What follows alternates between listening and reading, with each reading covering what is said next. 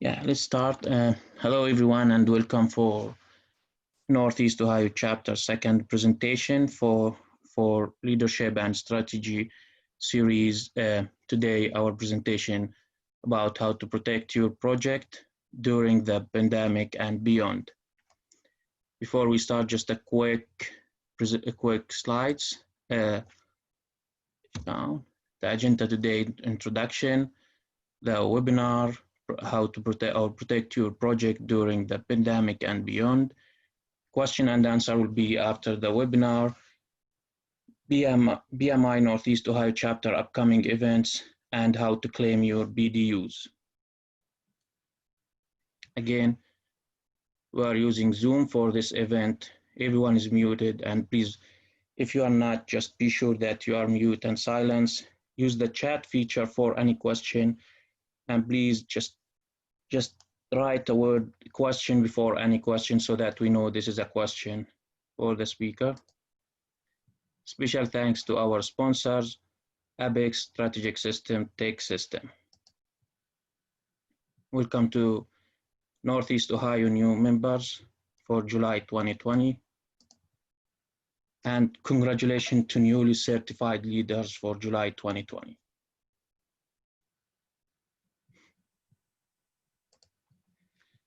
Again, our speaker today is Bernadette Donley. Bernadette is a project success master coach who works exclusively with project professionals, including BMO directors, managers, and project managers. Bernadette has over 25 years in project and program management and over 30 years in changing management. She's a BMB and holds a master's degree in organizational psychology. Without taking too much time, I'll turn it over to Bernadette to start the presentation. It's all for you. Yep. Thank you, Amir. I will open up the screen sharing so everyone can see my screen. And if you have questions, if you could hold them to the end, that would be excellent because it'll be hard for me to scan the chat as I'm talking. But I wanted to thank you for giving me the opportunity to talk with you today. And just for attending this meeting, I'd like to offer you a free gift, the 7 Hidden Secrets of Project Success. And you can download it right now from fearlessprojectmanagement.com/7-hidden-secrets. And stay tuned because later in the presentation, I'll offer you another valuable gift. So I work exclusively with professionals who manage projects. And I do this because of my last corporate job. In 2015, I was asked to create a new PMO for a growing company in the mortgage banking industry, and I was thrilled. It was my dream job. I had my PMP, and I just completed my master's degree in organizational psychology. So I packed the house and moved halfway across the country. And then I met my team, attended staff meetings, interviewed department managers, and gathered status. And then I focused on processes and tools, and I failed miserably. That is, until I recognized that I was missing a huge piece of the project management puzzle, relationship building. In my focus to gather all project information, I wasn't listening or relating. So I changed my approach, and it changed everything. I discovered that being human is just as important as being skilled. My mission is to help project and program managers to embrace the human side of project management. But this does not mean singing Kumbaya in staff meetings. It means to understand how we connect as human beings so we can connect with each other, leverage our strengths, and deliver our projects successfully. This was important before the COVID-19 pandemic, but it's even more important now. We need to be human first so we can relate to everyone on our project team, even when they're worried, anxious, and stressed. I promise by the end of this presentation, you'll have strategies and techniques that will not only keep you on track, but help you keep your team engaged, motivated, and focused on your project. But before we jump in, let's talk about why projects fail. Statistics tell us that approximately 70% of project failures are due to human factors, to the tune of about $5 trillion a year. According to the PMI, poor communications is the leading cause of project failure. Ineffective, untimely, inaccurate, and non-existent communications affect stakeholder engagement, not getting the right resources for your project, inadequate remote team management, and lack of user adoption. The good news is that effective communications and relationship building are competencies that you can learn. I did, and in this talk, I will teach you how also. So today, you'll learn strategies on how to become more connected, more productive, and become stronger leaders through the understanding of human dynamics. I'll talk about how to manage your emotions and provide strategies you can use when you get derailed by the amygdala hijack. You'll identify your cognitive processing style and how that makes you unique. I'll talk about social awareness and developing flexibility of style so you can become a better communicator and leader. And you'll learn strategies to keep your teams highly productive and focused on getting your project work done. There's a huge amount of information available on these topics, so I won't be able to do a deep dive, but I will hit on the most important things you need to know right now to protect your project and improve the quality of your life at the same time. By the end of this talk, you'll understand why you are the #1 reason why your project will be a success or failure. Do you think this will be useful to you? If you do, go ahead and type yes in the chat.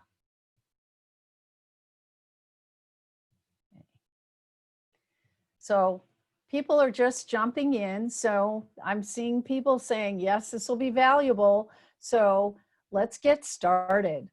The umbrella topic for this presentation is human dynamics, because just by understanding the neuroscience of human dynamics, you will become better at the human side of project management. And this will make you better at managing, leading, and influencing with integrity. Human dynamics is a relatively new science that uses statistical modeling to quantify, interpret, and anticipate human behavior in groups and individuals. It includes attitudes, thinking patterns, behaviors, and the culture in which all of these occur. Human dynamics is statistical modeling of human behavior. There are 3 core assumptions of human dynamics.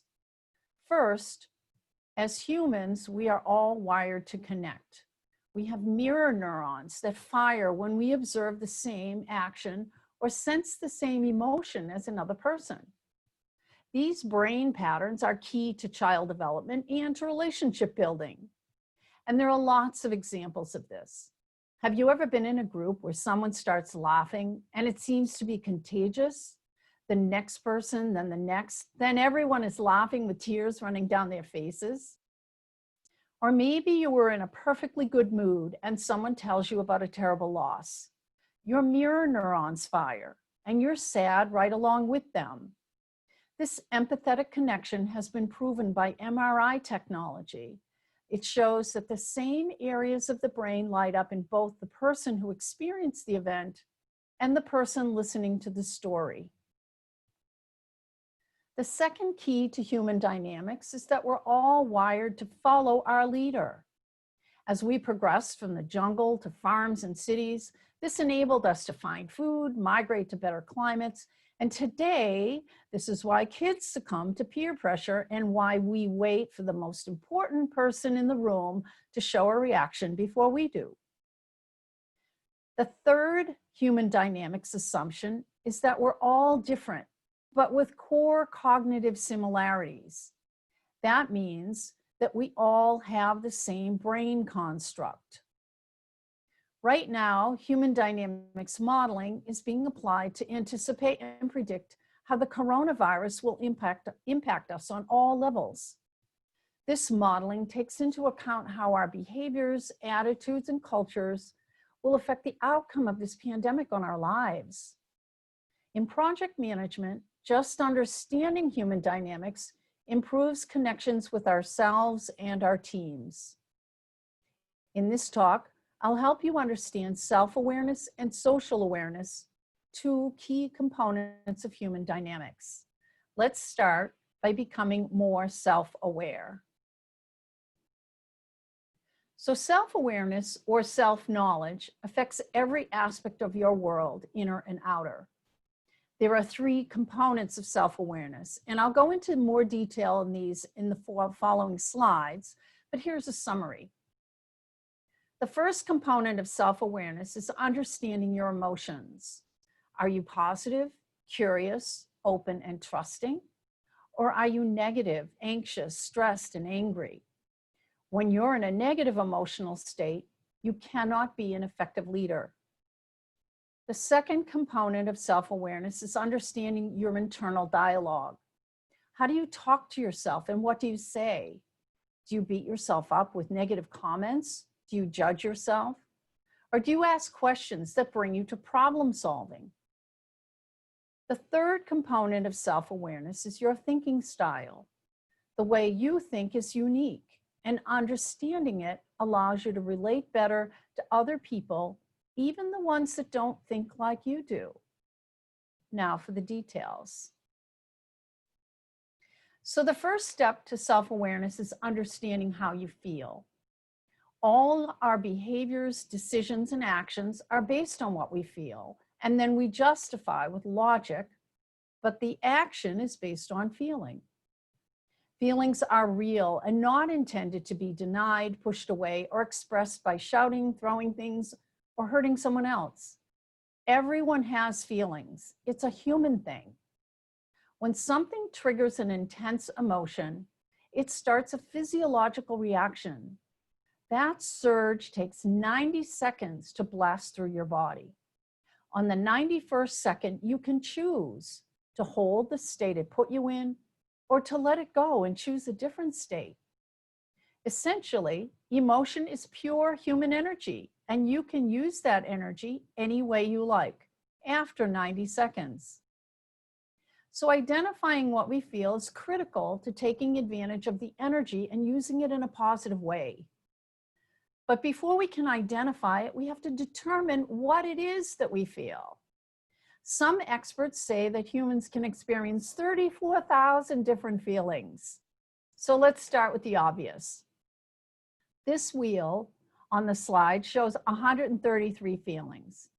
In the center are the easiest to identify, and the feelings with more granularity radiate out from there. So is there an emotion on the wheel that puts you in a less than optimum state of mind? Think about that for a second and identify it. Now, once you have a label for it, what happens if you name it something different?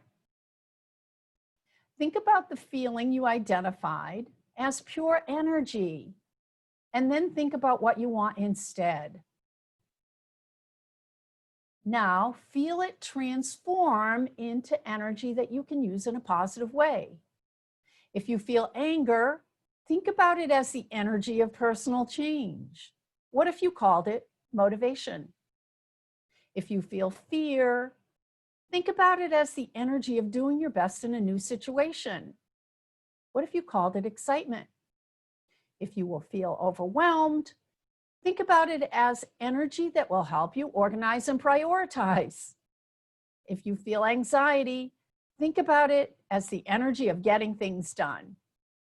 When you identify your feeling and its transformation, if you do, go ahead and type that in the chat. And while you're doing that, I'll tell you another story. Do you know anyone who has a fear of public speaking? Here's an example of how you can shift them. I was talking with my sister, and she had to make a presentation to her board, her condo board, so they'd approve a boat ramp on the river. Every time she thought about it, she got a knot in her stomach and felt queasy. So I asked her, are you prepared? Have you scripted what you're going to say? And she answered, yes. So I said, what's stopping you? And she couldn't tell me. So I asked her, what happens if you change the feeling from fear to excitement? And she didn't quite get it. So here's how I helped her to shift. I said, imagine a warm summer day and you just cruise the Merrimack River. Now pull up to the new dock, step out of the boat and tie it down. As you walk up the new ramp, hear your footfalls. At the top, sit on the new bench they put in. And as you look out on the sparkling water, hear it lapping against the new ramp. What do you feel now? I asked her. And her immediate response was, I can do this. I'm excited. So as you're thinking about that, I'll talk about emotional overload and the amygdala hijack. So there's a complex neurological process that starts deep in a nugget-sized area of the old brain called the amygdala. This part of the old brain is like an early warning system for intense emotions. When we feel any of the happy emotions, the amygdala floods us with endorphins that make us feel good. This allows us to develop strong personal connections because it opens us to trust. When the old brain senses any threat, real or imagined, there's an instantaneous physiological reaction that floods you with adrenaline and signals fight, flight, or freeze reactions.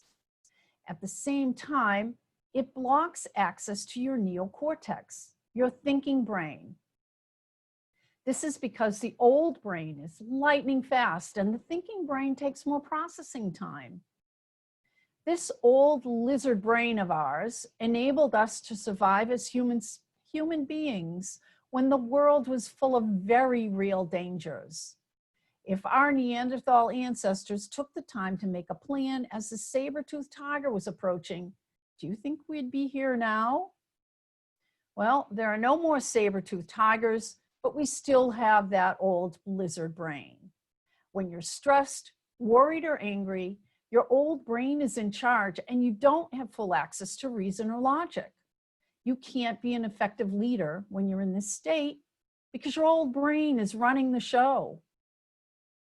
Have you ever worked with someone who dominates and intimidates? I call them professional bullies. I had one of those in my dream job. This woman questioned every decision and every status report that she didn't like. She was negative and confrontational. The first couple of times she confronted me, my amygdala went into threat mode and I got hijacked.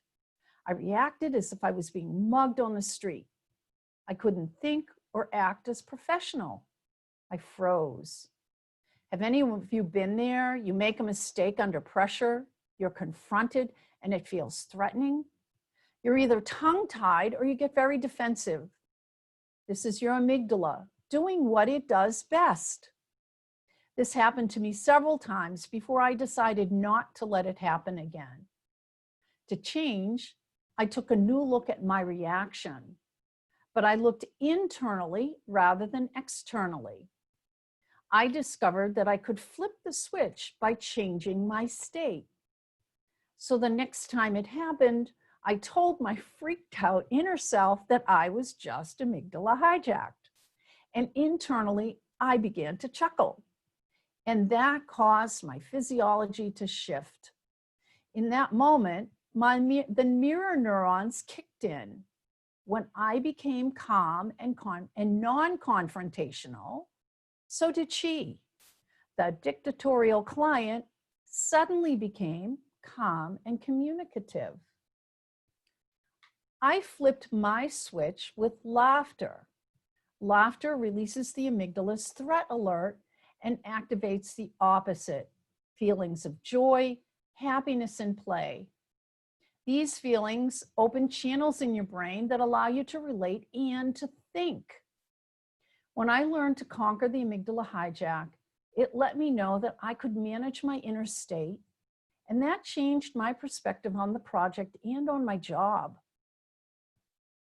So the next time you have an amygdala hijack, here's how you can flip the switch and regain access to your thinking brain.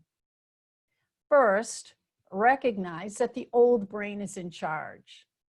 Then take time out, step away, or take a long, slow, deep breath. Then breathe again, long, deep, and slow. And after 90 seconds, change your mindset. Think of something funny or think about someone you love. If you can't, change your body posture. Posture mirrors your feelings, but it works in reverse too. If you change your body posture, it will shift your emotional state. So the next time you're stressed, mirror the body posture of someone who exhibits the behavior you want to show. Pick someone who's confident, assertive, and relaxed, and mirror their body posture. You will take on those qualities because your emotional state will shift. If you practice this the next time you're hijacked by your old brain, do you think it will help? If you do, go ahead and type yes in the chat. And in the next slide, I'll talk about your internal dialogue, the second important part of self-awareness. So, what do you say to yourself? Listening to the things you say to yourself is an important part of self-awareness. I like to say that when I talk to myself, someone always listens, and this is true. When you tell yourself stories, your unconscious believes you, even the bad stuff. Does anyone remember the movie Pretty Woman with Julia Roberts? In one of the bedroom scenes, the wealthy businessman, played by Richard Gere, tells Vivian that she's talented and smart. And she responds, "It's easier to believe the bad stuff." Isn't that the truth? Yeah, it's one of my favorite movies too, of all time. And it struck a chord with me because one of the most powerful changes in my life came from listening to my internal dialogue. Let me tell you how. In 2012, my son and my mother died within 6 weeks of each other. It was a very tough time. When I went back to work, I thought I was okay, but I was emotionally raw. I was asked to fly to a customer site and finish a project that was being managed by another project manager. I went and started the software upgrade. I thought it went well and started training the customer. In the middle of the training, the subject matter expert identified a serious problem with the data. She was very vocal about it in front of the entire organization. The following morning, there was a meeting with the subject matter expert, the IT department, and the CEO. They asked, "What did you do? What happened?" I not only didn't have an answer for them, I couldn't even think. My old lizard brain was totally in control. It sensed threat, and I lost access to my frontal cortex, my thinking brain. Of course, it didn't help that they were actually glaring at me. After the meeting, the software was rolled back and I left for home. While waiting for my plane with my thinking brain in action, I identified the problem. I'd made a mistake and copied a file that should have been converted, not copied. I called my manager and said I could stay and fix it, but he told me to leave. I felt like an absolute failure. But I learned two very important lessons from this experience. First, I learned that I'll never be at my best when I'm overwhelmed by emotion. After my son died, I went back to work in a week. After my mother died, I was back to work in 2 weeks. 3 weeks later, I was flying to a foreign country doing an enterprise-level software change for a customer I'd spoke with once on the phone. It was stressor on top of stressor on top of unresolved grief. Think about how many people are grieving because of the losses the pandemic has caused. Until they process those intense emotions, they won't be capable of acting as professionals in or out of the office. The second thing I learned is that when you tell yourself stories, your unconscious believes you and makes it real. If you stay in your story, your world will reflect those stories you tell yourself. I told myself that I was not a good project manager, I couldn't do the job, and I would most likely be fired. I was not fired, but I did leave the job shortly after that. And I stepped right into another job that I was totally unsuited for. When I started listening to what I was telling myself, I heard repeating thoughts and stories. Many of them were old and didn't match what was going on in my life. I needed to hear different internal messages to support who I am and how I want to be in the future. So I stopped them. Like a petulant child, I confronted those thoughts and stories. Each time I watched a rerun, I stopped it and told myself a story that is true for me. It took diligent monitoring, but eventually I could shift my state by nipping those negative thoughts in the bud. Instead of telling myself I can't, instead of judging myself, questions like, what can I do to turn this around? What's the best way to communicate with this client? What's the information I prepared for this meeting? What is your inner voice saying to you? And what old stories are you rerunning? Is it saying that the world is not safe and will never get back to normal? Are you telling yourself that the project could get canceled, the stock market will crash, or that you could lose your job? Or if you're job hunting, that you won't find the right fit? When you hear those old untrue stories, listen to them and then stop running them. Create a new movie with the outcome you want and lay it right on top of the old one. Start rerunning your new story with positive messages about what you want instead. If you hear thoughts like, I can't, or this won't work for me, and you will, stop those too. Go to a place of curiosity and ask yourself questions that bring you to learning. Don't ask why questions like, why is this happening to me? Why questions lead to justification, judgment, and blame. Instead, ask questions that focus on the future, not the past. A question that will shift your mindset is, what did I learn from this attempt? That shifts I failed to I learned. Next, I'll talk about how you think, because understanding how you think will help you to understand other people. There are many models that define thinking processes and styles. In human dynamics, thinking processes are called cognitive processing distinctions, and there are three: mental, physical, and emotional. These cognitive processing distinctions refer to how you've wired your brain to process information. They are not personality styles.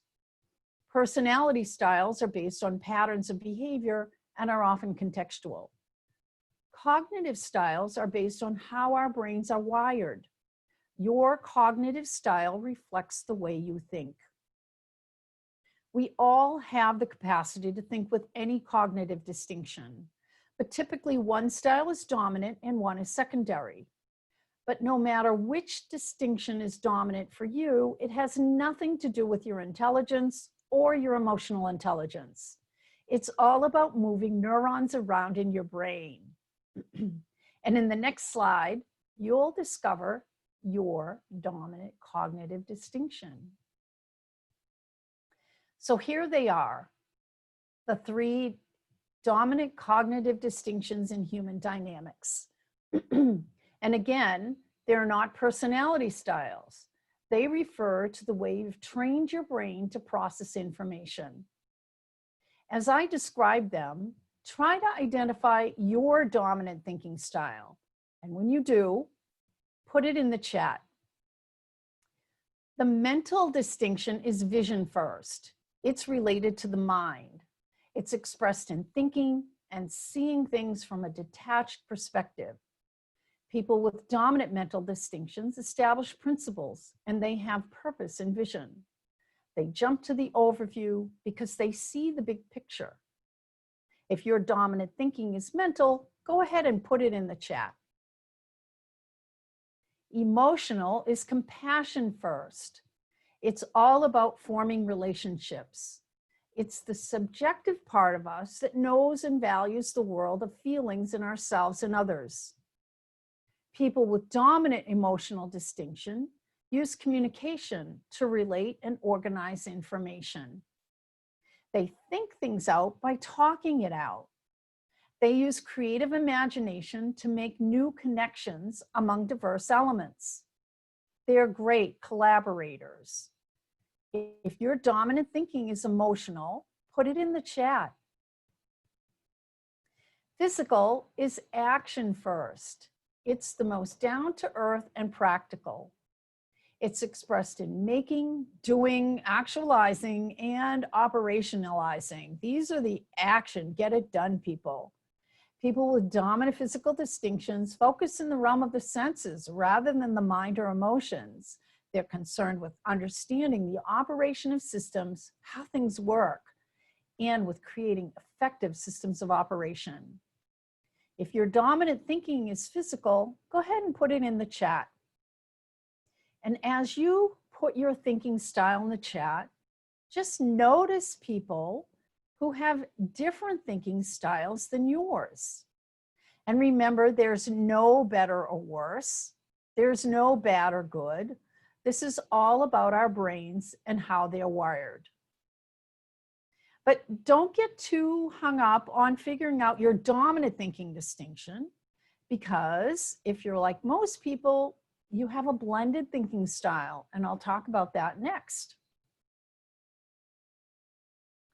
So here are the most common blended cognitive distinctions, and I'm guessing most of you will be able to recognize yourselves here. There are a couple of others, but these are the most common. As I describe them, consider which ones you most closely match. And if you can figure it out, go ahead and put it in the chat. So a dominant mental style is often combined with physical as a secondary style. These people combine vision with planning.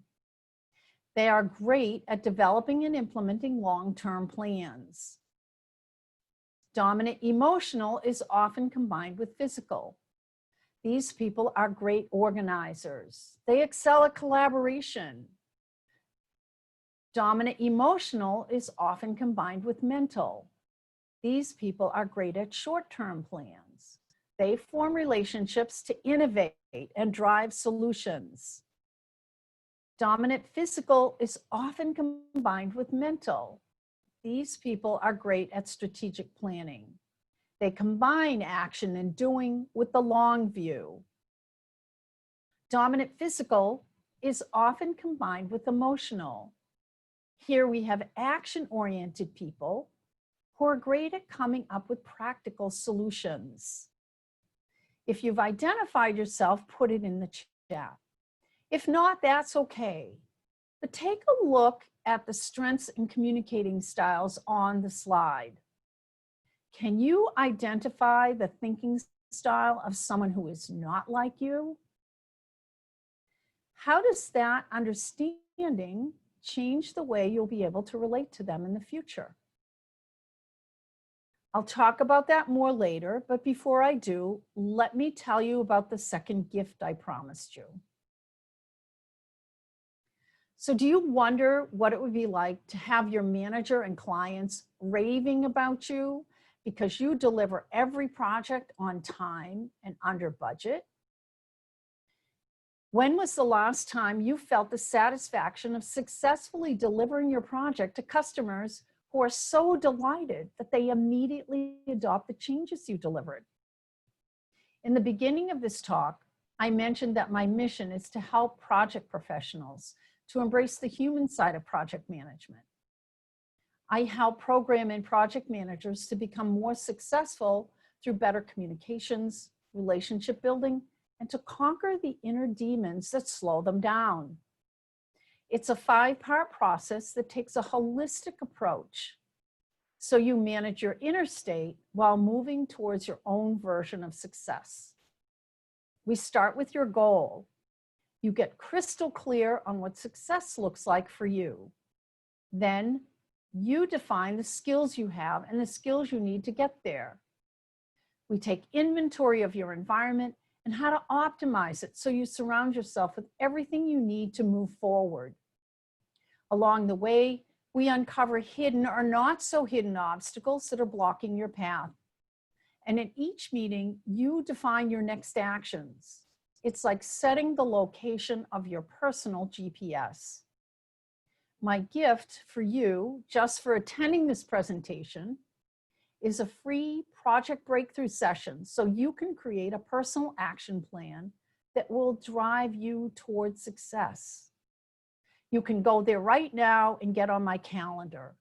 The link is fearlessprojectmanagement.com/schedule. During this session, you'll experience what it's like to have a mentor, a consultant, and a business coach who knows where you've been, because I've been there. I do have limited availability, but I've opened time for you because the chapter has given me the opportunity to share this important information with you. So go there now and schedule an appointment. And next, I'll talk about social awareness, another important component of human dynamics that you need to master to be an effective leader. So now you're totally self-aware and you can change your state whenever you're emotionally hijacked. You are, right? Right? If not, don't worry, we'll revisit that. But first, I'll talk about social awareness. Empathy. To be socially aware, we need to connect with empathy.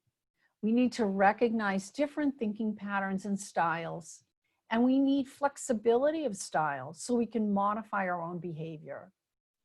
When we're socially aware, we can connect with other people with diverse backgrounds, cultures, and viewpoints. And you can build solid working relationships with them.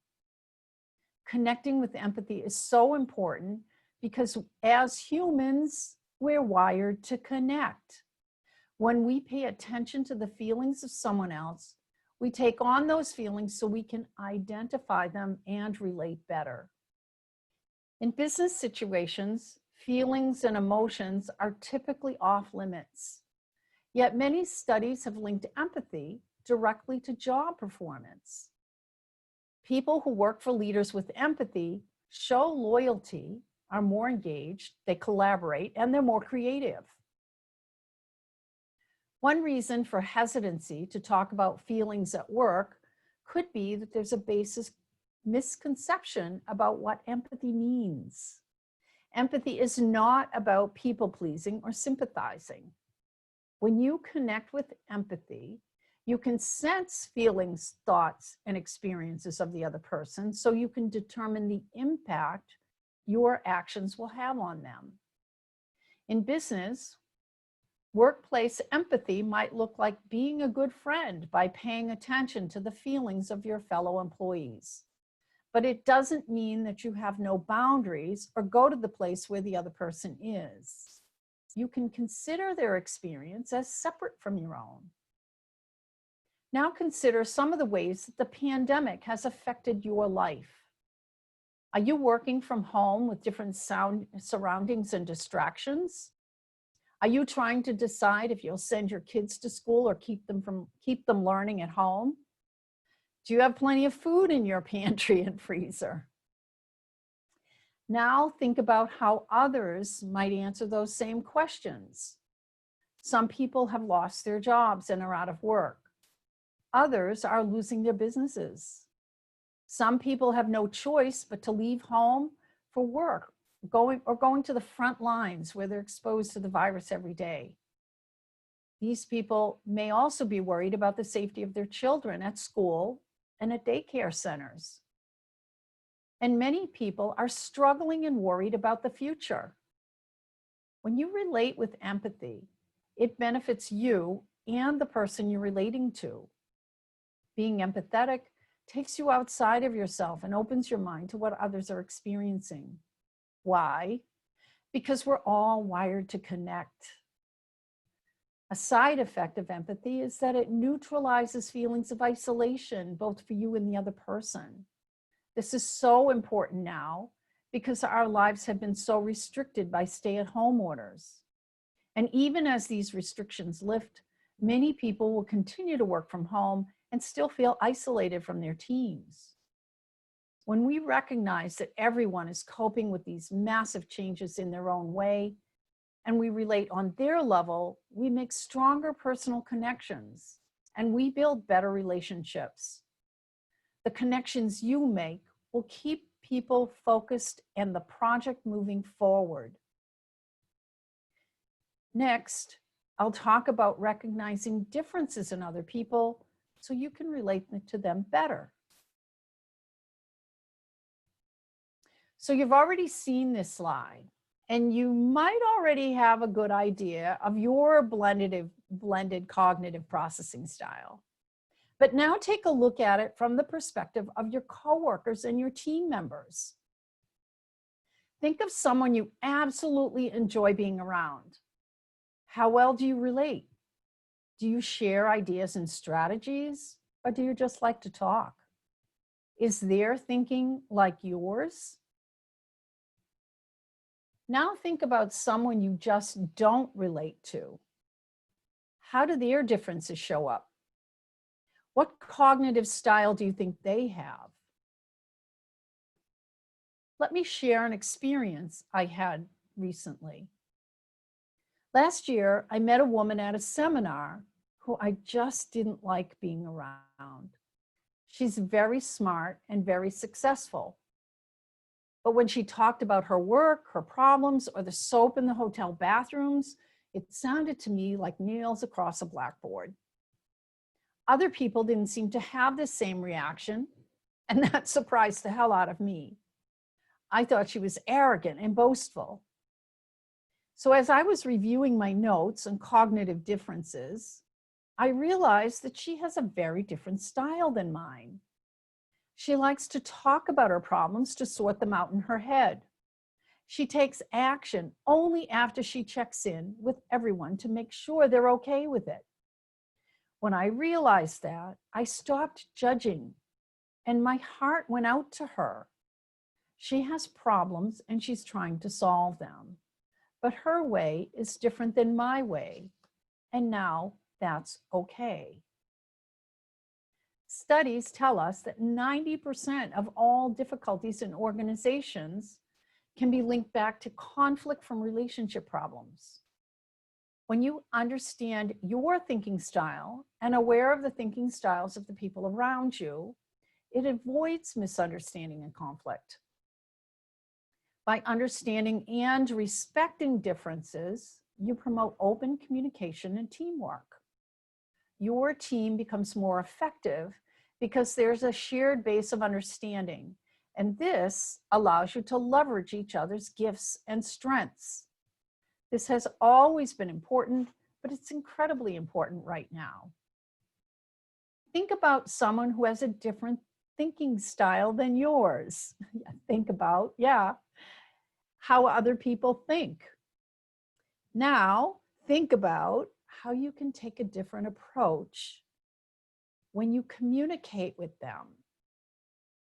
You may have to use your least dominant cognitive style, but this is how you'll develop flexibility of style. Now, imagine how your entire world will grow by doing that. And next, I'll talk about flexibility of style and how you can develop it. So I've mentioned flexibility of style several times because to lead, you must expand your thinking style and communication style to create rapport and develop positive relationships.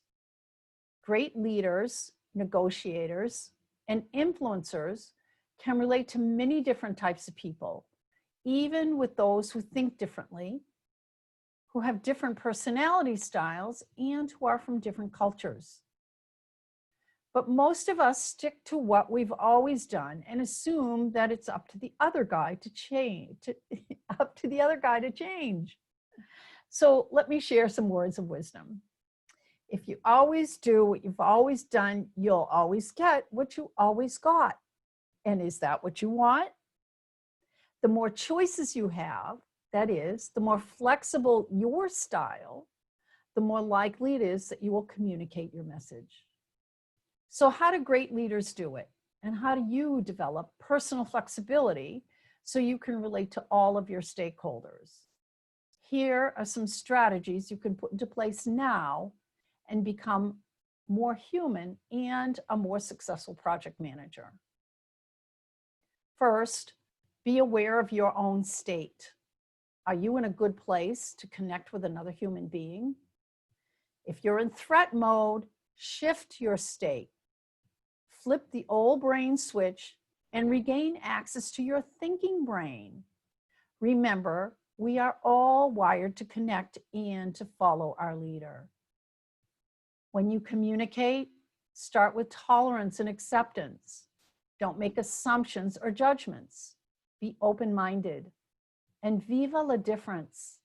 Now that you know that people with different thinking patterns have widely different strengths, imagine what they can contribute and imagine what you can learn from them.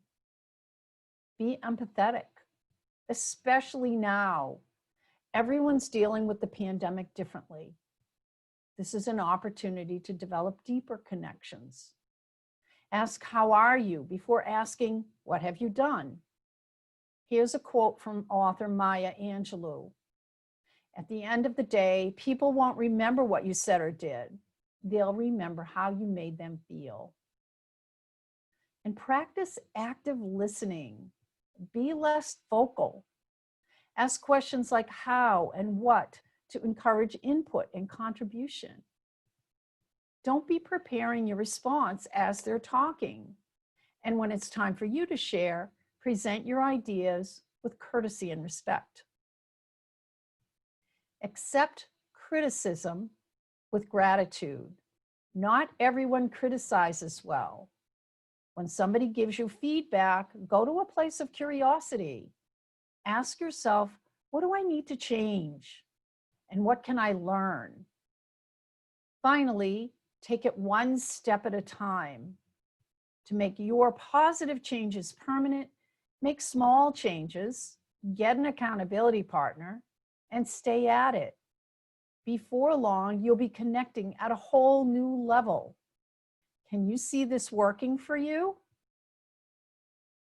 Go ahead and type yes in the chat if that makes sense to you. And next, I'll talk about how to keep your teams focused and engaged, even now with all of the uncertainty around us.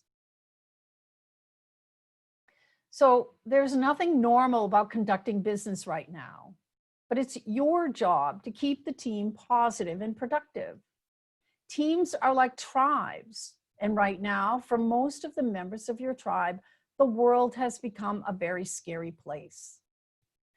There are entire books written on team management, so I'll just touch on the practices that I think are most important right now while the coronavirus restrictions are in place. As I do, remember the core assumptions of human dynamics, which are we are all wired to connect, we follow our leader, and we all have core cognitive similarities, but everyone wires their brains differently.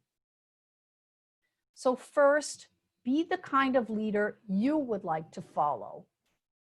Practice empathy. Empathy lets people know they matter. Listen with respect and consideration, and set guidelines for behavior. Then be firm but fair. This establishes clear boundaries and sets the stage for trust and collaboration. The second important practice is to make sure everyone on your team knows the importance of the project. When you meet, keep the business objectives at top of mind so they can put their attention where it needs to be to get the project delivered. When people know their purpose, it keeps them focused. They look past their own stuff and focus on getting the job done. Use your new relating skills and share how the impact of this project will drive the success of the organization. And remember that we all have different thinking styles. Your team has people with different ideas and different ways to express them. The third important practice is respect everyone's style and listen to their viewpoints. This gives everyone voice to share their ideas and come up with creative solutions for your project challenges. Understanding your team will help you put their strengths to work. When people play to their strengths, they enjoy what they do, their energy stays high, and they do their best. Their self-confidence increases, and when their task is done, they feel a real sense of accomplishment. If you want to discover your strengths, go to my website and download the Strengths Assessment. It's free. Here's the link: fearlessprojectmanagement.com/identify-your-strengths. You can also find it under free resources. And another practice that should always be in place is appreciation. Don't wait until the end of the project to celebrate. Find a way to reward your people along the way, even if you just say thank you. People who are rewarded feel appreciated and valued. They work harder and they're more willing to help others. They even go above and beyond by doing tasks that are outside of their responsibility. Finally, as a leader, develop flexibility of style. Develop this now, and it will always serve you. So here are my final thoughts. I'm reading the chat. I know it's difficult to wrap your mind around this when you hear it for the first time, but it does make sense, and it does take time to make personal change. So we are in a time of major change. People are anxious and worried about the virus, their families, social unrest, and the economy. For many people, their work on your project falls to the bottom of their list. It's your job to get them re-engaged, but you can't do it unless you're in the right place mentally. So know yourself, feel your feelings. When you're not in a good place, change your state. Shift from judgment and blame to creativity and curiosity. Laugh, think of someone you love, or change your body posture. You can't lead or even think from a place of worry, stress, or anger. And now that you know your cognitive thinking style, find a way to connect with people who are not like you. Be kind and respectful to people who are in a different place than you. Develop flexibility so you can relate to people who are not like you. Be the kind of leader you would like to be proud to follow. Knowing yourself and being honest and respectful to others will make you a better manager and leader. This will give your project the best possible chance of success because you are the #1 reason why your project will be a success or a failure. So there's an exercise I want to do with you to leave you in a positive state and show you how easy it is to shift your state. So I would like everybody to imagine a circle on the floor in front of you. Just imagine it. And now I want you to think about the biggest accomplishment you've ever had in your life. The one that made you feel on top of the world, like you could accomplish anything. Feel it, intensify it, and now put that in the circle in front of you. Now I'd like you to go to the earliest accomplishment you can remember. Maybe it was tying your shoes.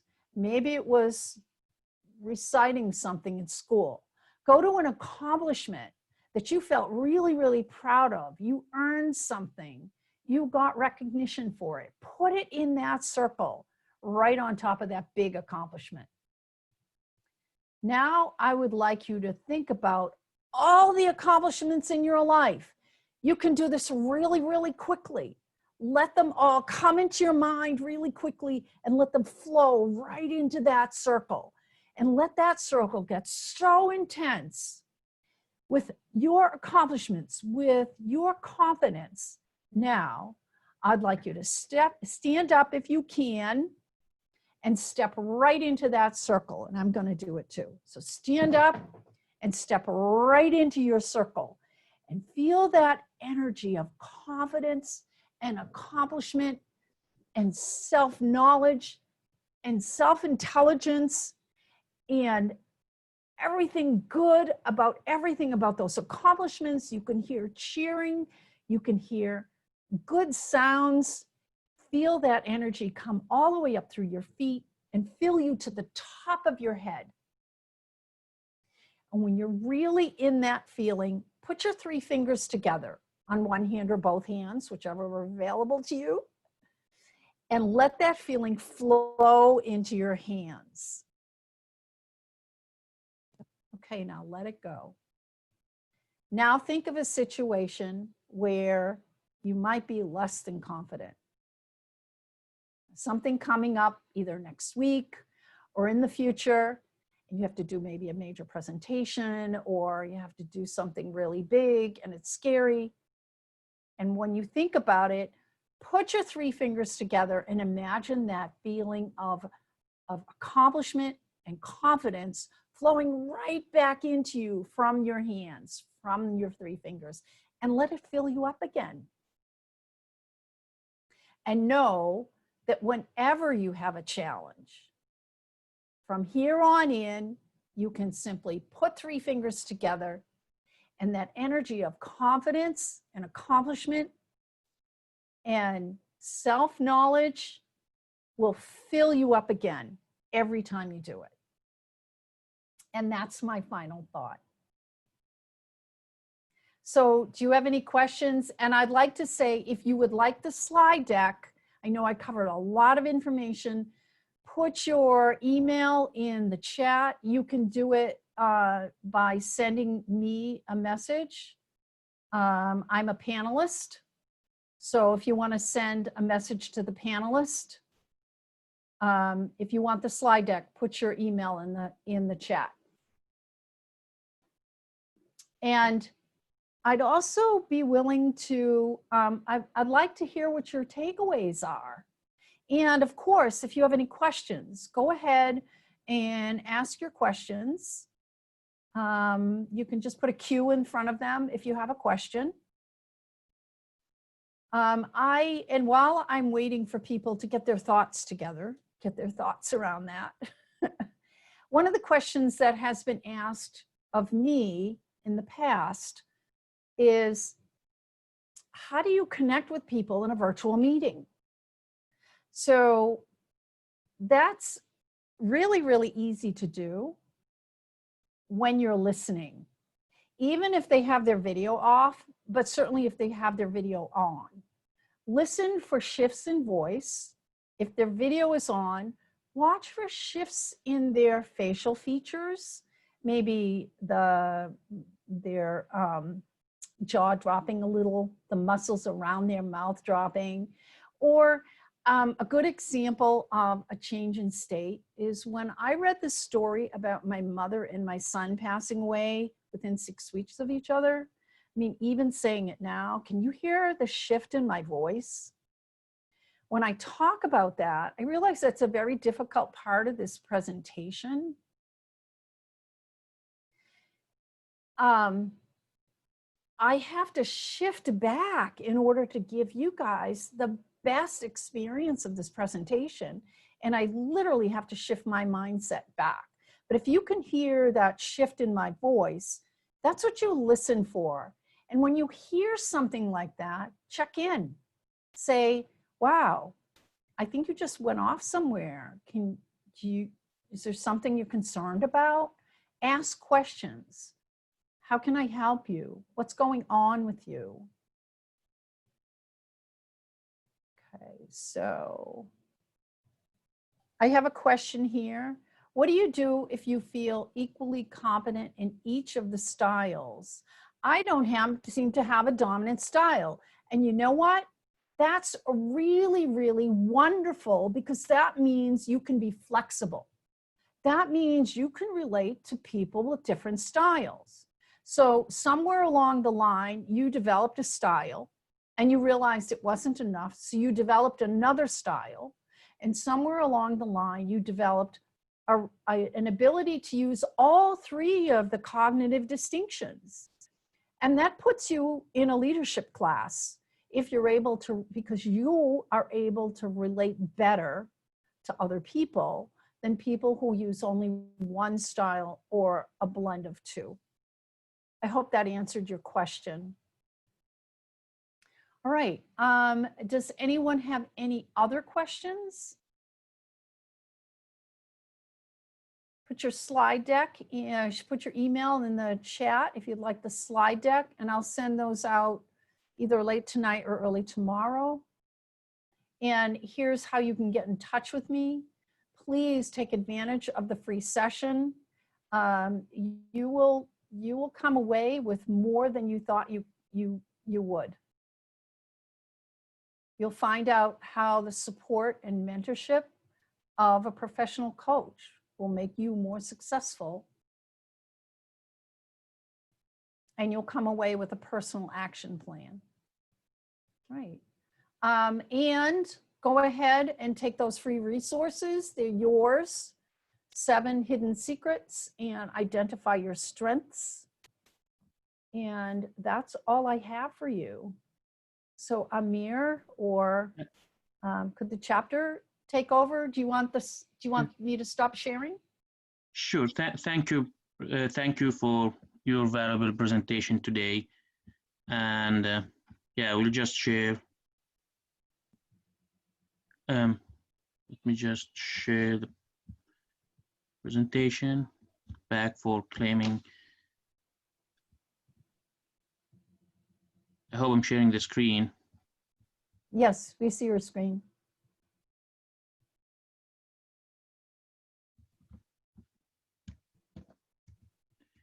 Yeah, so just a reminder for upcoming chapter meetings.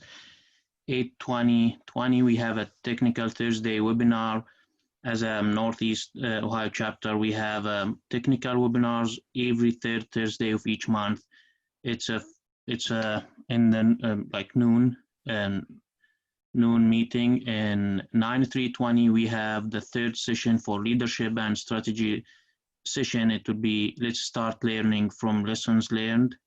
9/23/20, women in project management virtual book club. All are welcome for that.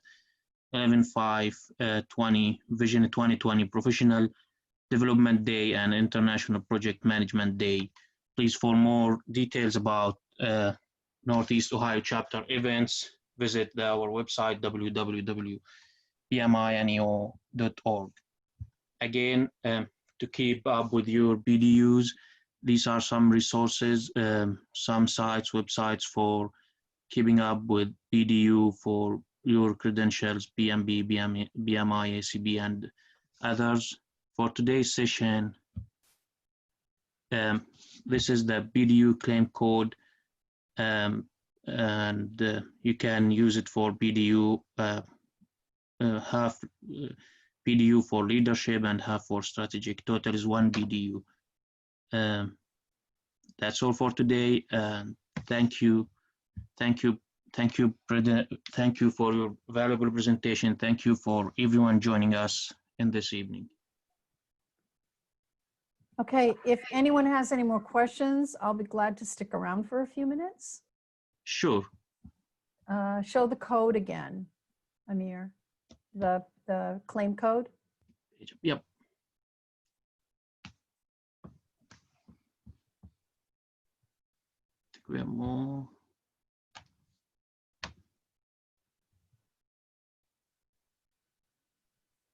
the recorded video will be posted and emails to the attendee, and I think it'll be in the website as well.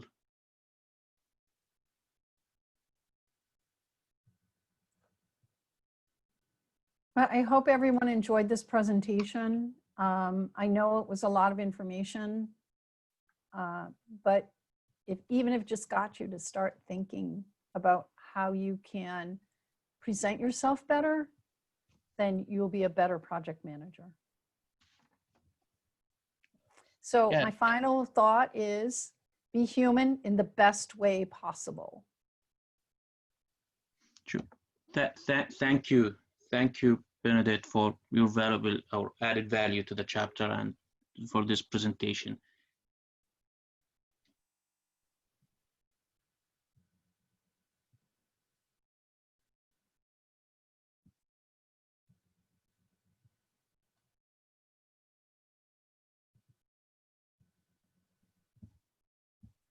Thank you, Amir. People are still writing into the chat. I will stick around for a minute or two. I don't have any place else to go. I don't have a plane to catch. Yeah, that's a good thing about virtual events and moving to virtual worlds. That's the advantage of moving to virtual worlds. Yeah. Okay, it looks like people are dropping off now. So Amir, I am also going to drop off. Thank you very much for inviting me to talk. And would you send me the link when you post the recording on YouTube? Sure. Okay, Sure. thank you. Thank you. Thank you so much. All right. Bye-bye. Thanks. Bye-bye. Thanks.